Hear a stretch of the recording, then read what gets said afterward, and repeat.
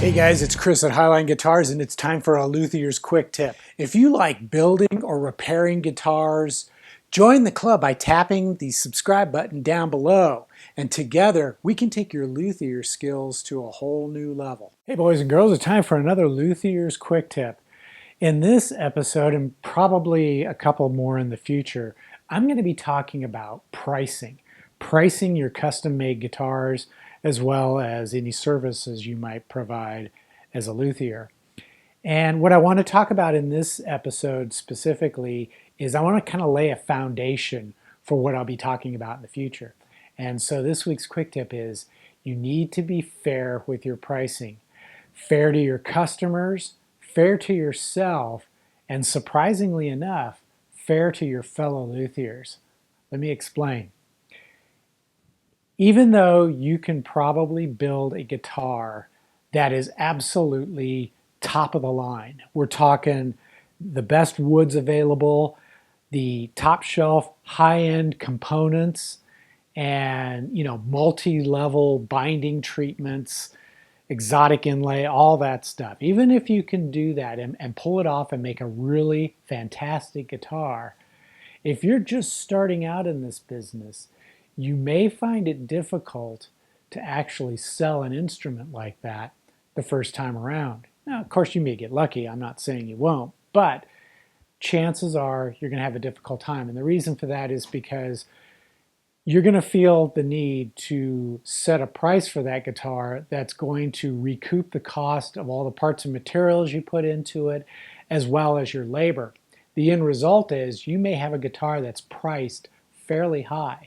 And where it becomes a problem is when your customers see that guitar, and it doesn't matter whether you're selling it on a website like Reverb or eBay or Etsy or maybe just off of your own website. When people see that price, the first thing they're going to think of is, why should I buy a guitar at that price from a guy I've never even heard of?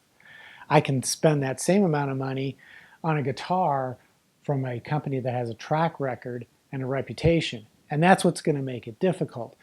So what you have to do if you're going to start into this business of building and selling guitars is you have to be fair to yourself and to your customers.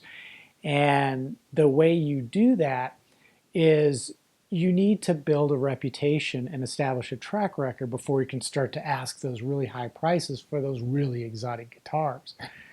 So what you may want to do at first is kind of, rein it in a little bit. Maybe set aside those custom builds for some time down the road when you can actually do it. Now, I'm not saying you shouldn't build a custom guitar, really high-end custom guitar off the bat. Just know that there's a good chance you're not going to sell it right away. But what you could do instead is use that guitar as a way to market your skills and your services and what you're capable of doing.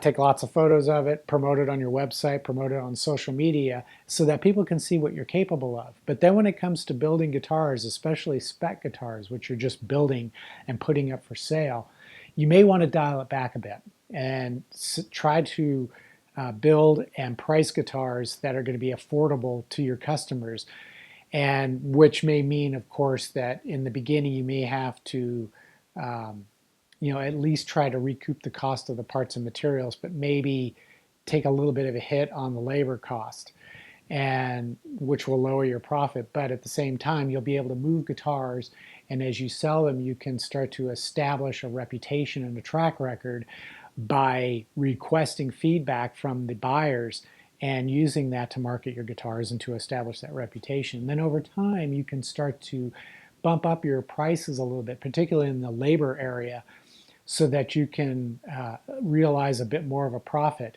And of course, when you're starting to build custom guitars for people where they come to you and ask you to build a specific design, there you can have a little bit more leeway and as far as the pricing is concerned, and you can get away with a little bit more. But when it comes to selling guitars that you make and then just post up for sale, you may want to kind of dial it back a bit in the very beginning. Now, as far as pricing your services, when you're first starting out, there might be a temptation to kind of lower your prices to reflect your level of experience.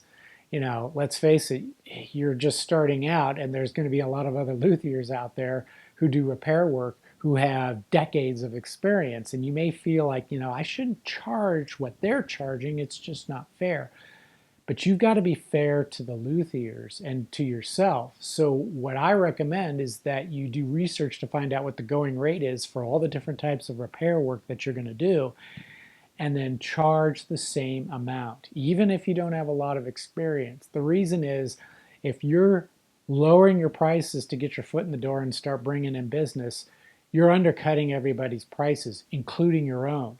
Because once you've established your business, you're going to have a tough time raising your prices, because you'll lose customers if you do.